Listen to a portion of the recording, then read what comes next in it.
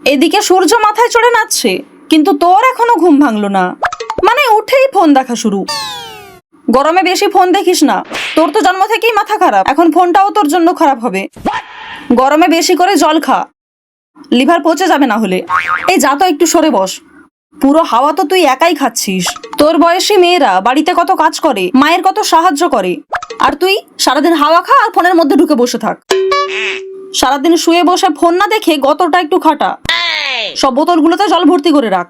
রোদ থেকে জামা কাপড়গুলো তুলে আন, শুকিয়ে পাঁপড় হয়ে গেল এতক্ষণে। গরম কি তোর একার লাগছে?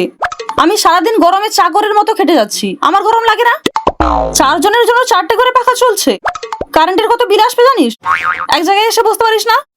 এই যে মহারানী, গাছ থেকে কয়েকটা আম পেড়ে আনুন, টক ডাল বানাবো। তো তোর জন্য কি এই গরমে মাংস রান্না করবো? উফ, যা, সবে মাত্র এসে বসলাম, এই গরমে আবার কারেন্ট গেল। এভাবে মানুষ বাঁচবে কি করে বলতো? গরমে চুল খুলে ফ্যাশন করছে, চুলটা বাঁধ আগে, তোকে দেখে তো আমারই গরম লাগছে।